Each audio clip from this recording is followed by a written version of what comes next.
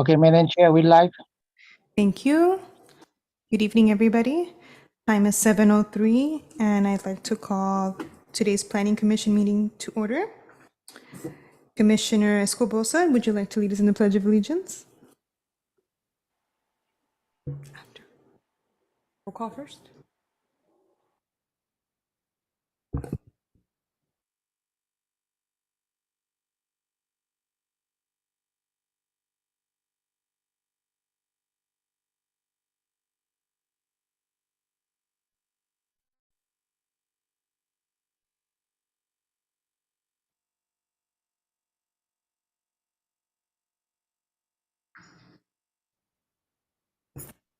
Thank you very much.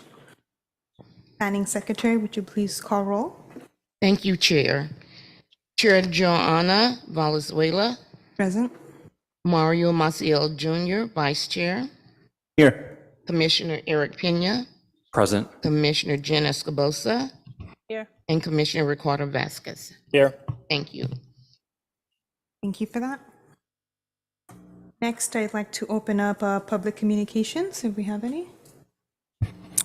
No public communications at this time. Thank you very much. I'll go ahead and close out public communications. Next, I'd like to move on to the consent calendar.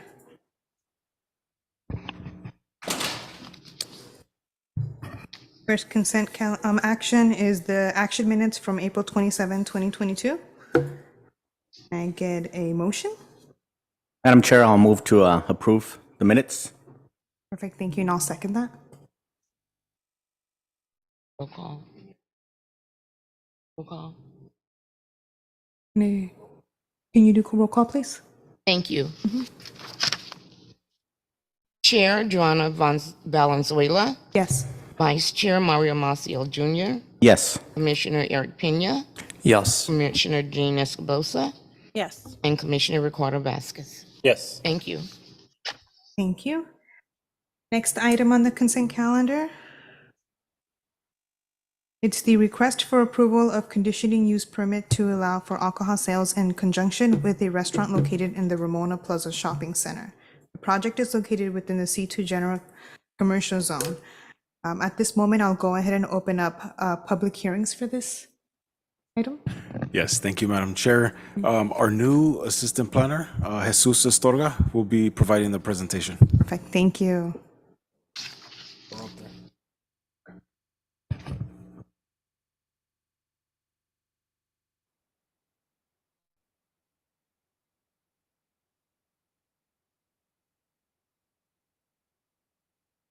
Can you hear me? Okay, great. Let's go ahead and get started. So, good evening, Chair Valenzuela, Vice Chair Maciel Jr., and honorable members of the Planning Commission.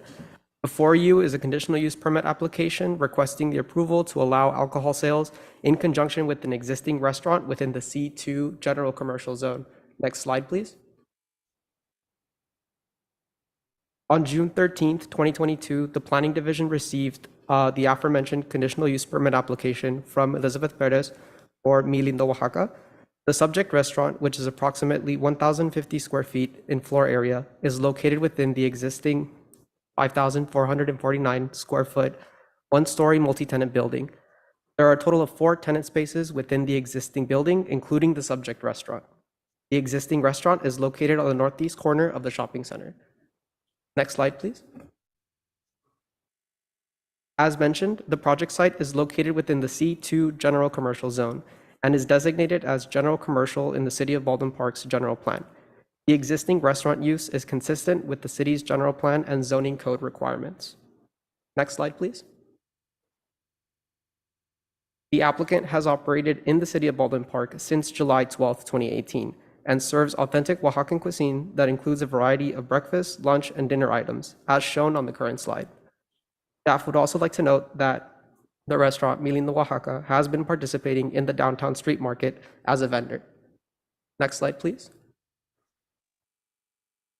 The applicant is requesting a Type 41 alcohol license to allow for the sale of beer and wine in conjunction with an existing restaurant or eating place as defined by the State Department of Alcohol Beverage Control, referred to as ABC. the applicant is not proposing any tenant or building improvements within the existing 1,050 square foot restaurant space, which consists of a dining room, service counter, kitchen, prep room, and restroom. Next slide, please. The subject restaurant is located within Census Tract 4048.05, which is authorized to have 2 on-sale licenses and 1 off-sale license per ABC. Pictured on the current slide is a proximity map that shows the location of the 3 existing on-sale alcohol licenses relative to the project site. So on the current slide, the subject property is the yellow star, and the restaurants that have existing Type 41 on-sale alcohol licenses are the other colored stars. Currently, the number of on-sale licenses active within the census tract is considered to be over-concentrated. However, it is staff's opinion that allowing an additional on-sale alcohol license will not create any adverse impacts for the surrounding community, as the property will continue to operate as a bona fide restaurant as it has done so historically. Next slide, please. Therefore, or to conclude, staff recommends that the Planning Commission approve Resolution PC 22-06 to approve CUP 22-03. Next slide. And both planning staff and the project applicant are available for any questions or comments regarding the project. This concludes my presentation. Thank you for your time. Thank you. Okay. At this moment, I'll go ahead and open up any hearing, public hearings for the matter. Anybody in favor of the matter? Anybody opposed? No, at this moment, I'll go ahead and close out public hearing then, and I'll open up communications to my commissioners. Any questions or concerns? I have a quick question. Can you please review again how many on-site licenses versus how many off-site licenses are allowed in that tract?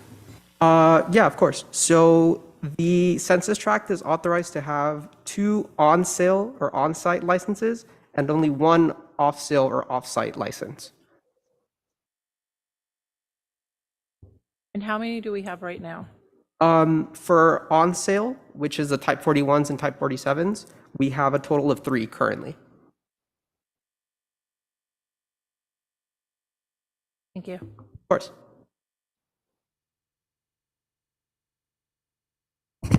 I have a question. You had mentioned that there is no construction being done, correct?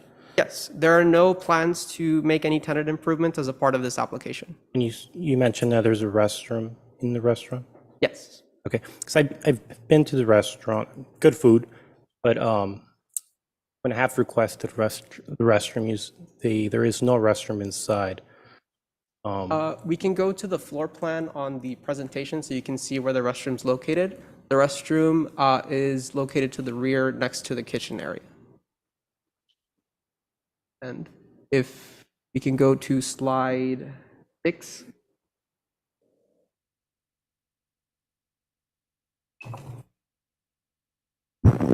You can see on the top rightmost portion of the plan. Well, we'll go ahead and bring that up again. There we go. So the top right-hand portion of the plan is where the existing restroom is for the tenant space. Now, I'm not sure if this is something you could answer, but is the restroom for business or for public use or guests when they're there at the restaurant? For that, I would defer to the property owner or the restaurant owner, which I believe is here to answer that question.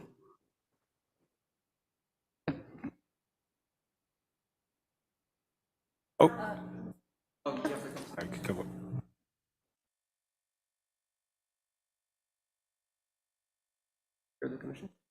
Good afternoon.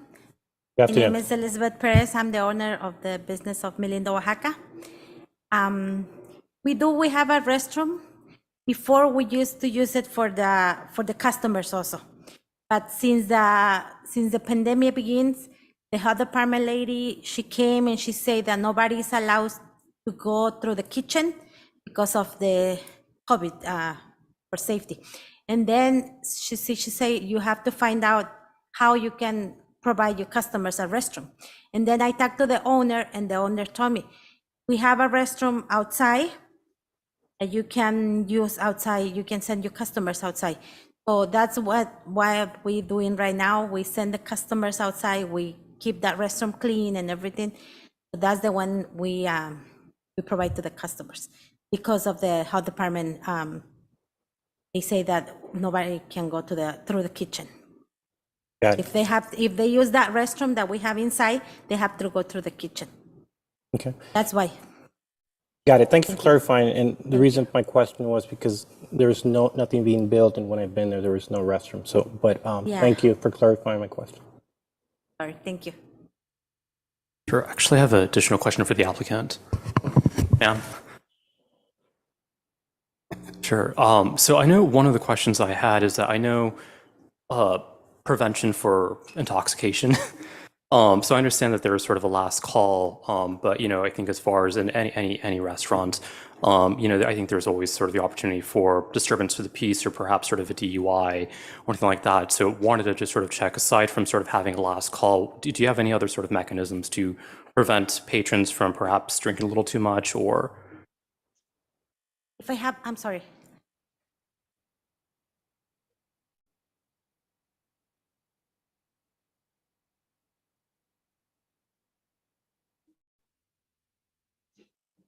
Or like, I think the ABC is allow only three beers per customer only. That's it. There is no more. Okay. I think that's the ABC, the guidance for ABC. Sorry, would you be able to tell us a little bit more about the ABC? Well, Oh, for the license type yes. or the restrictions? I'm sorry, can you repeat the question? Yeah, so to clarify, is that for the license type that they're applying for or for the restrictions from ABC? Restrictions. For the restrictions for ABC, I might have to defer to additional planning staff to answer that question. As far as any restrictions on the number of beverages, is that what your question is? So the applicant had indicated that they're restricted to 3 alcoholic drinks maximum. Okay. The other thing too is a reminder in the conditions of approval are required per ABC to provide taxi information available if needed, but it needs to be provided at the restaurant. I'm sorry, what was that information? Did you say tax? Taxi, I'm sorry. Oh, taxi, okay. Service. Okay, thank you. In case it's needed, I'm sorry. Yeah, so 3 alcoholic drinks, and then in addition to ABC's requirements, posting of taxi service. Okay. So forgive the hypothetical, but again, so I'm assuming if the person has had sort of 2 drinks already and perhaps is a lightweight, I'm assuming that you won't be offering them the 3rd drink, right? Okay, thank you. Or appearing intoxicated, perhaps, before going. All right, thank you. That's all I needed to hear. Are there any other questions for the applicant? Very good food. I've been there. Thank you. Thank you.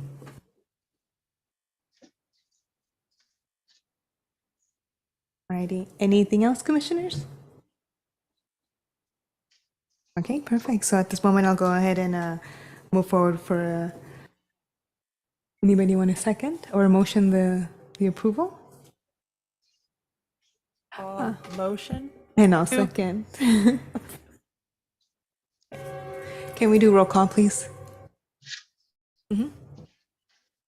Chair John Valenzuela, Yes. Vice Chair Mario Maciel Jr., Yes. Commissioner Eric Pena, Yes. Commissioner Jean Escobosa, Yes. and Commissioner Ricardo Vasquez. Yes. Thank you. Alrighty, now we're going to go ahead and move on to the 3rd item on the calendar.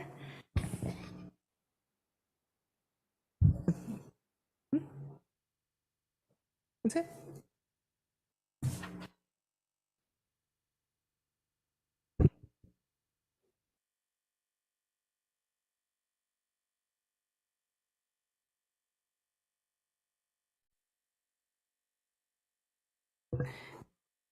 So let's go ahead and move on to the 3rd item. Okay, thank you, Madam Chair. You're welcome. Associate Planner Melissa Chipris will be providing the presentation.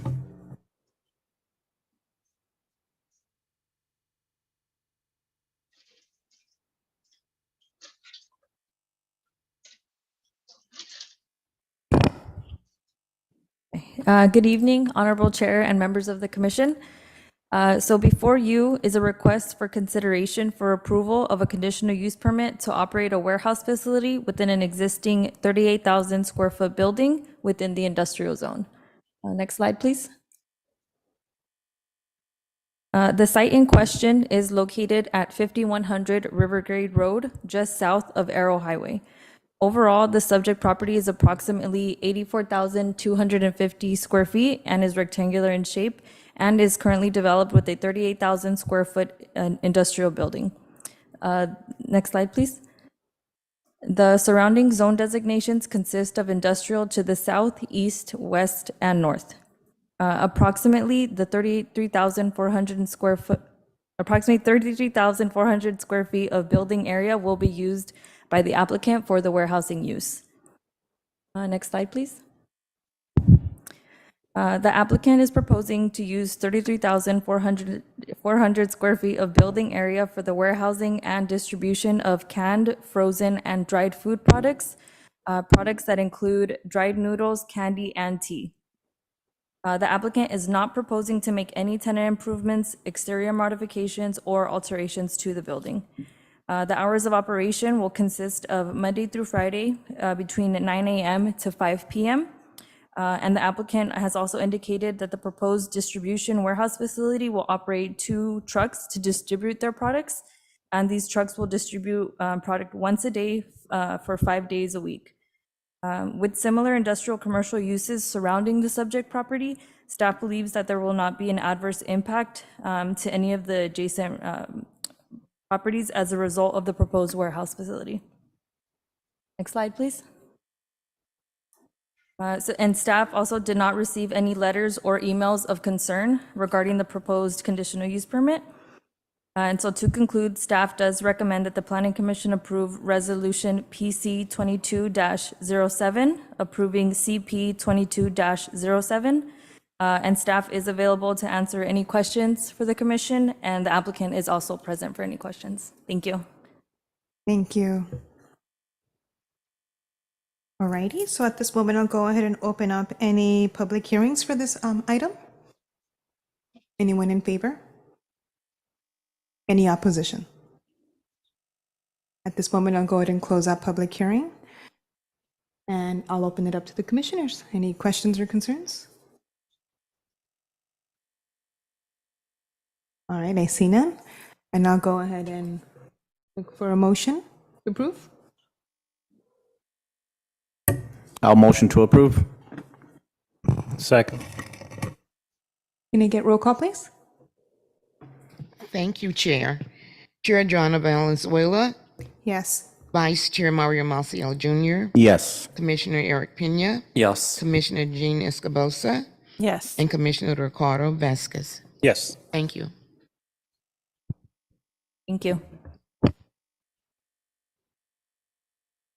Thank you very much. Now we'll go ahead and move on to the staff reports. Yes, thank you, Madam Chair. Tonight, we're going to have a brief presentation before we sum up the meeting. Eurico Ruiz Esparza is going to just do a brief presentation on behalf of staff on the Serenity Homes Community Stakeholder Presentation and Referral Process. So we're going to be giving her a call. She'll be doing the presentation remotely. So we'll just bring up the presentation. Thank you.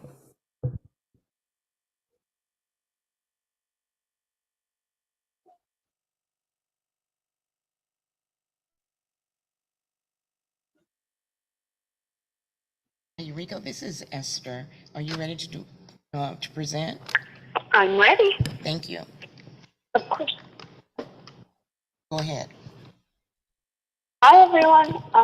My name is Eurico Ruiz Esparza, Community Services Supervisor with the City of Baldwin Park. Can you all hear me okay? Yes. We can hear you. Wonderful. Okay. Well, thank you for allowing me a space to share some updates on our brand new Serenity Homes. We wanted to bring together the presentation to the group, and if I may just have a few minutes to look at the YouTube link, and that way I can make sure that we are in sync. with what you all are seeing on the screen. Yuriko, if you can tell her just to hold on for the presentation to come up. If you can tell Yuriko that that Mark is loading up the presentation. Eureka, Mark is loading up the presentation.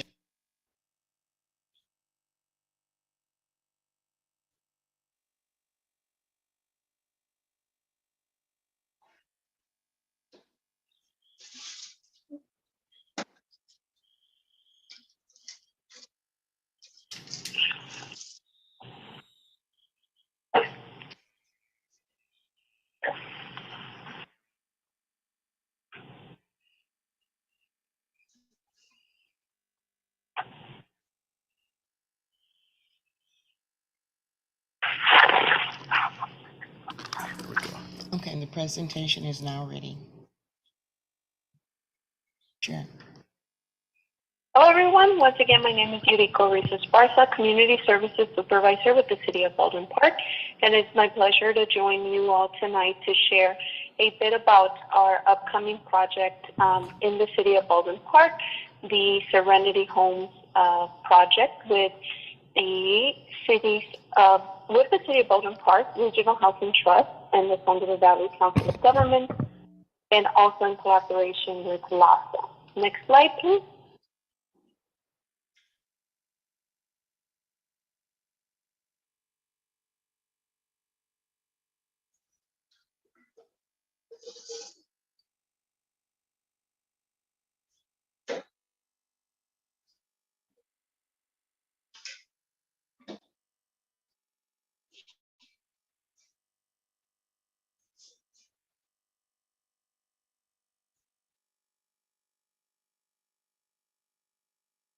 Logo and the actual project was approved at the last City Council meeting.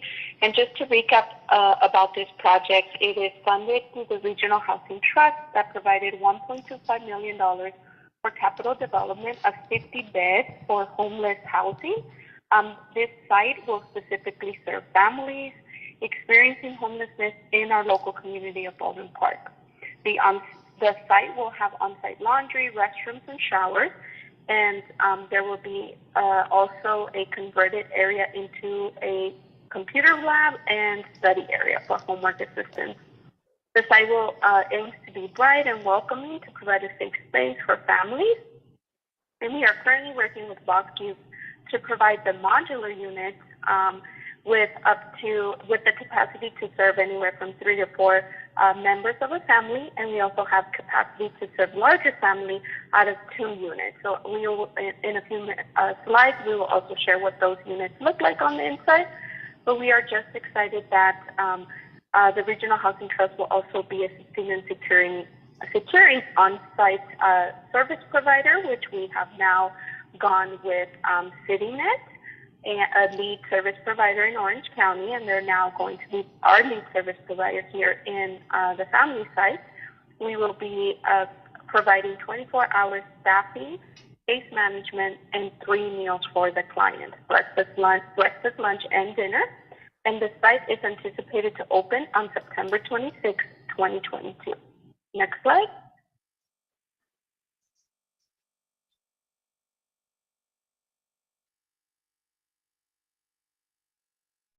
Because we are funded with LASA's interim housing guidelines, we are really excited to share this opportunity with local families that are currently experiencing homelessness. We did want to bring up the different definitions around homelessness. We will, for the site, we are required to only accept the families that are currently experiencing homelessness. So that is someone who's living in a makeshift shelter, perhaps at an emergency shelter around the community, in their vehicle. It does not qualify families that under the McKinney-Vado Act. And that's basically anyone who's bunking or living in a garage, somewhere that's probably not their full, like, kind of single residence home or apartment, but that they are sheltered. So the local preference model is allowed, and we want to encourage the outreach to local families, because we will know that that will be key to ensure that the site is actually occupied by local families experiencing homelessness. Also, in our next slide, we will go into our housing first model, but we also wanted to share that this site is free to serve undocumented families, which will also be eligible for this housing priority. Next slide.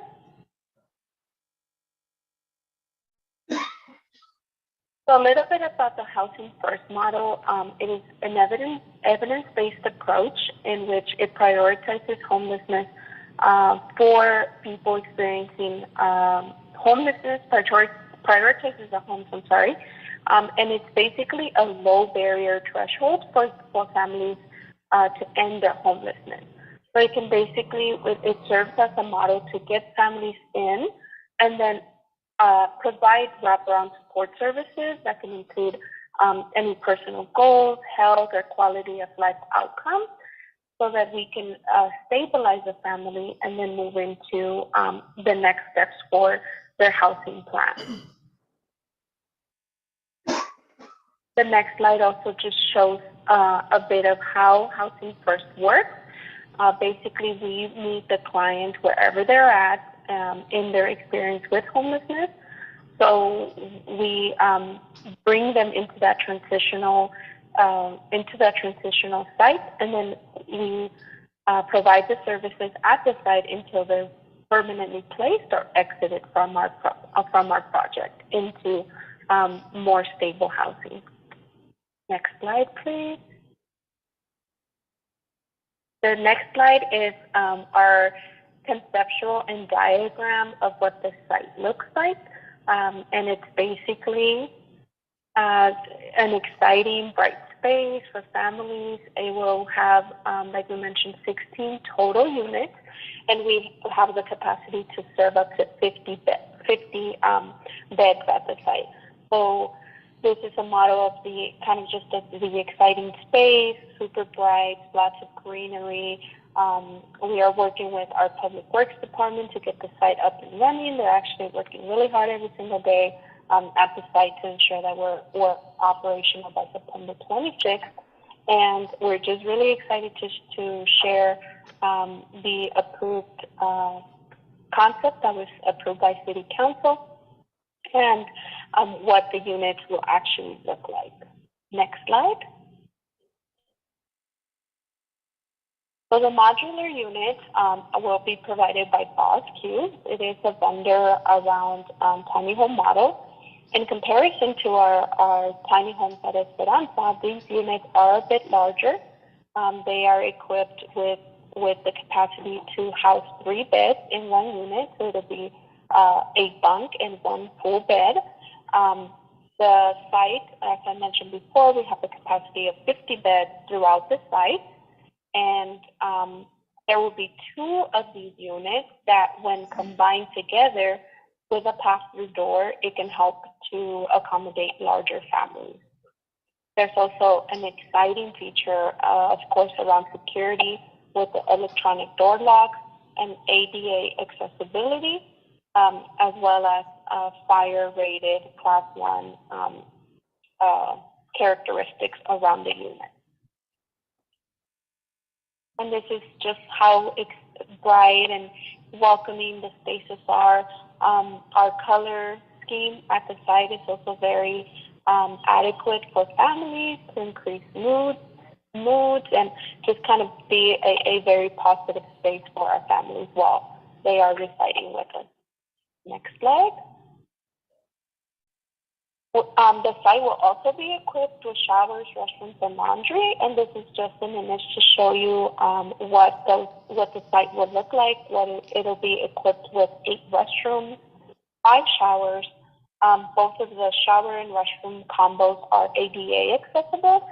The laundry room is stackable with washers and dryers, but we will have on-site case managers that will help with any ADA issues in terms of the laundry to meet a reasonable accommodation for ADA guidelines.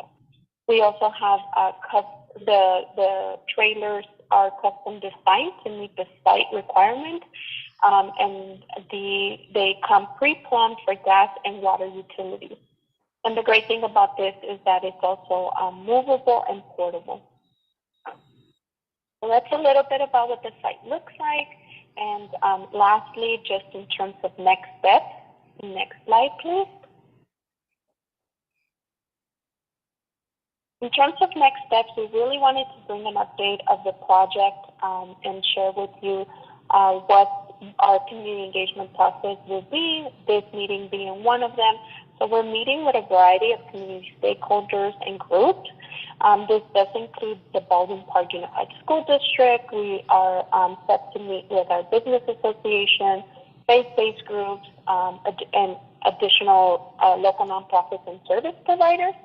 And we anticipate that the referral process will be finalized by September 12th, 2022.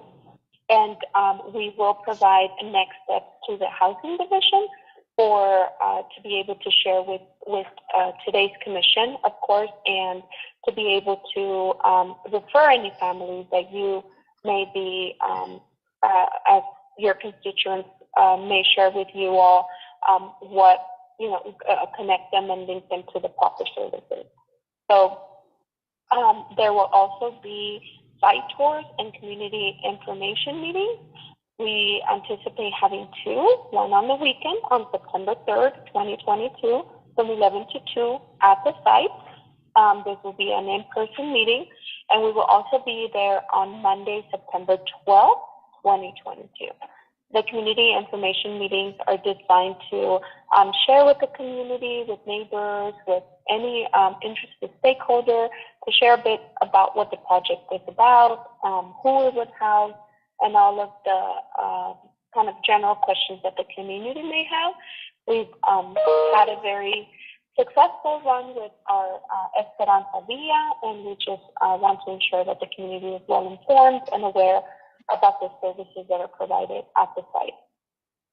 We also are very excited, and we want to officially invite you and welcome, share this invitation for the ribbon cutting ceremony for the grand opening, which will be held on Saturday, September 24th, 2022 at 11 a.m. And this is the invite that we will make sure to send out to everyone. And the RSVP deadline is September 15th to Rosa Caballero. So we are really excited that this program will be kicking off in the next few weeks, just short of about a month. And we are just excited that we have this opportunity to come into Baldwin Park. And we just want to thank you all for the support and the just the overwhelming support that we've received from every one of our leadership groups in the city. So thank you. And if you have any questions, I can stay on a few minutes to answer any questions that you may have. Thank you. Thank you very much. And commissioners, would you have any questions or concerns for her? This is Vice Chair Mario Maciel. One question for you, Rico. Awesome project that we're putting into effect. Thank you. And if you have any questions, I can stay on a few minutes to answer any. Sorry about that. Are you able to hear? The question that I would have for you is, what's the turnaround period that we're expecting to have the people that are be served here at the Serenity? What's the turnaround period for them to get permanent housing?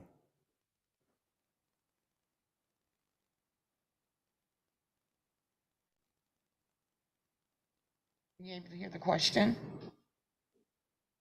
What is the turnaround time to secure permanent housing? It's from Commissioner Maciel. The current wait time for permanent support, for permanent housing is the goal is about 90 days.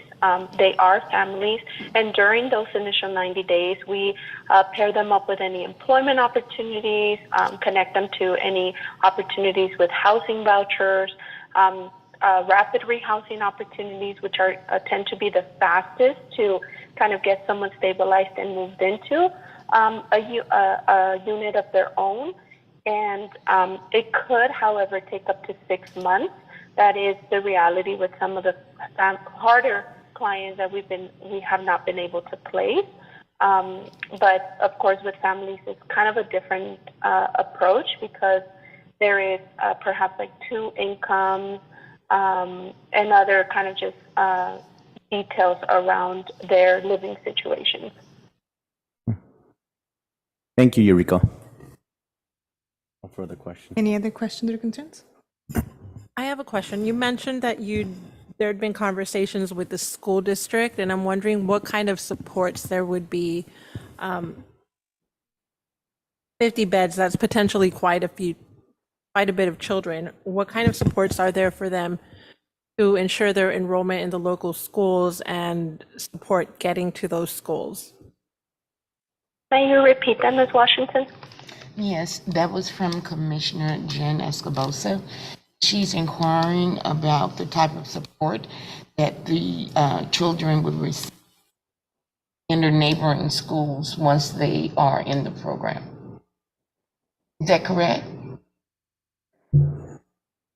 Actually have a very robust process. We are working initially, even from the start, before we get our families, we have a very robust collaboration with our community schools program.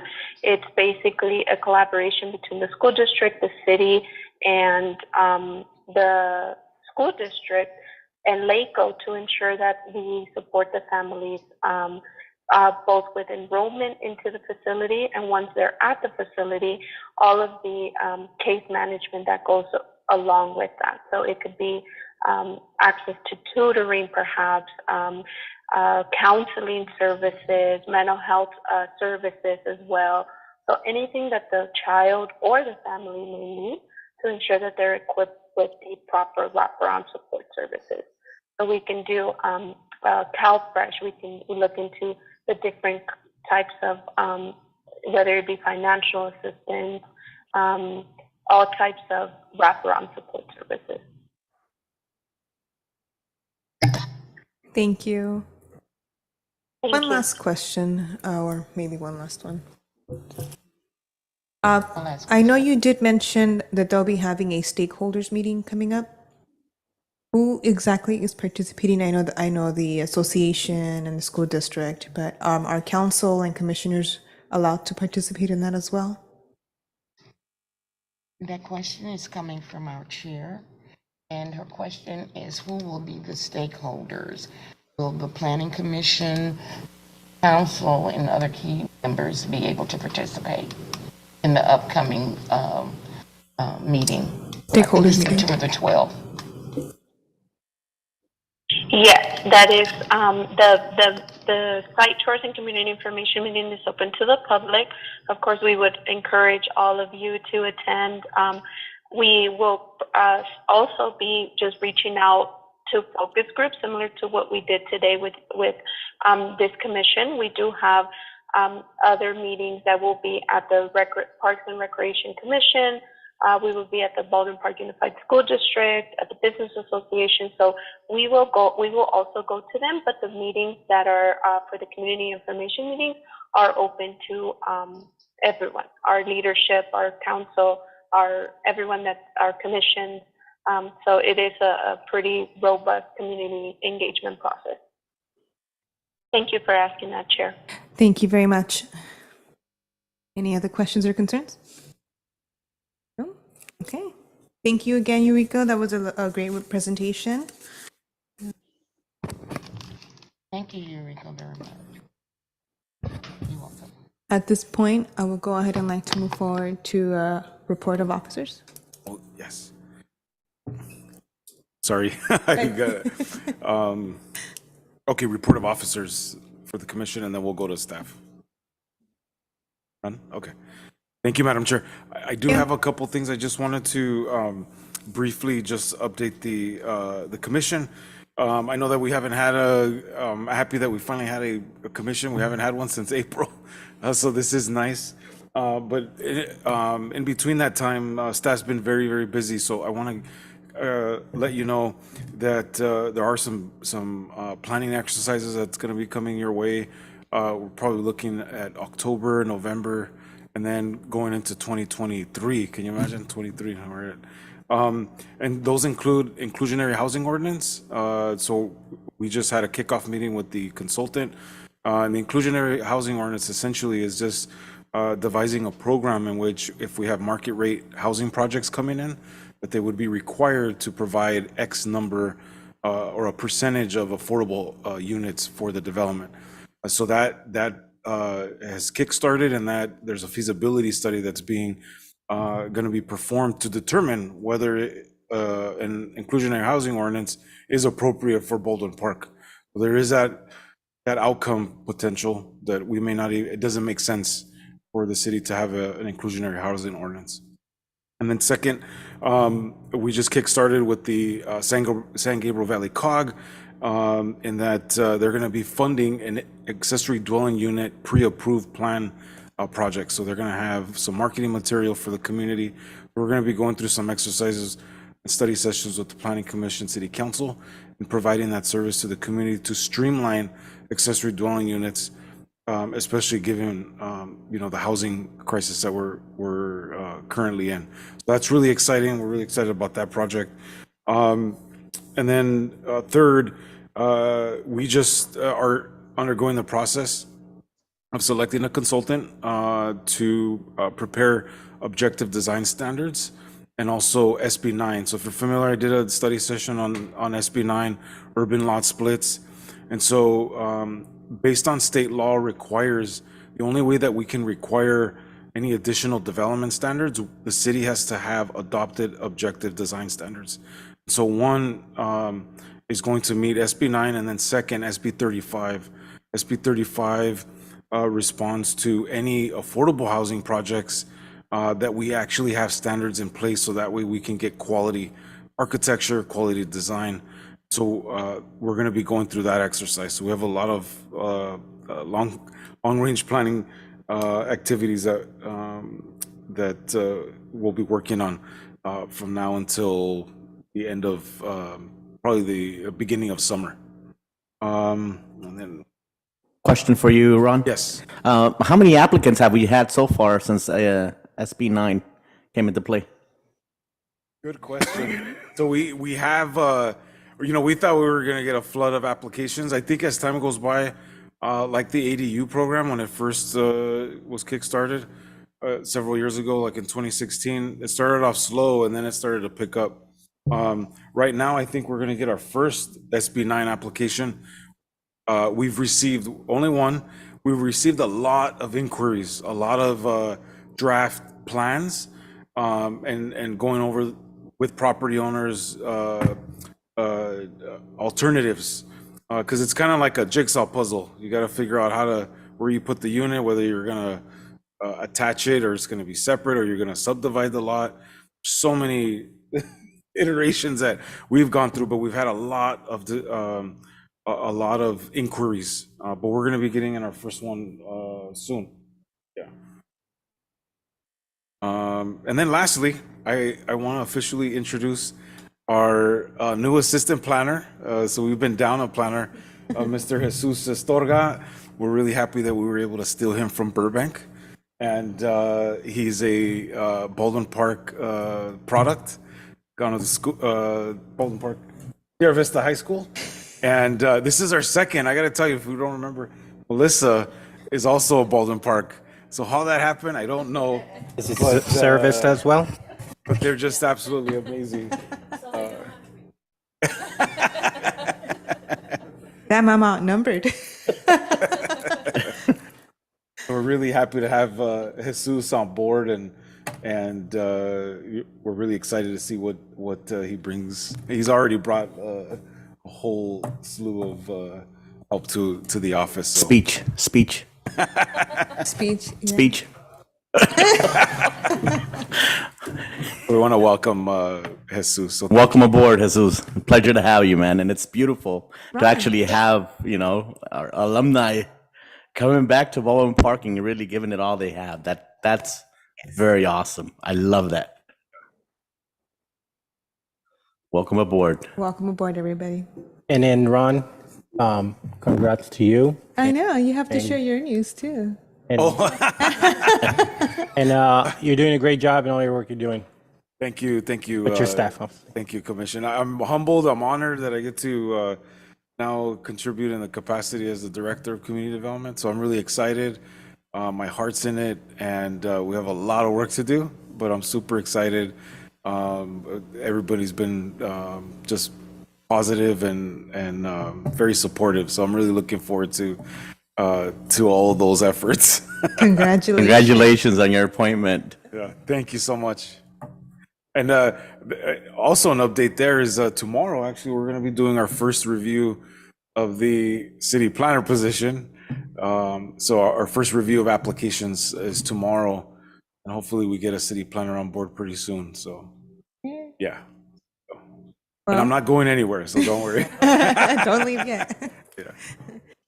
Well, congratulations, everybody. Welcome on board, and congratulations, Ron, again. Thank you. Any other reports? Notes? Commissioners, any questions, comments? All right, then. At this moment, I would like to go ahead and move to adjourn today's meeting. I'll second it. And it's 7:49 p.m. Can we do roll call, please? Thank you, Chair. Chair Joanna Valenzuela, Yes. Vice Chair Mario Maciel Jr., Yes. Commissioner Eric Pena, Yes. Commissioner Jean Escobosa, Yes. and Commissioner Ricardo Vasquez. Yes. Thank you. Thank you very much. Good night, everybody. Madam Chair, before we close out, I'm sorry? Madam Chair, this is Steve Roberts of FOIA. Yes, hi. I just want to apologize for not being there in person today. I was stuck in Long Beach tonight.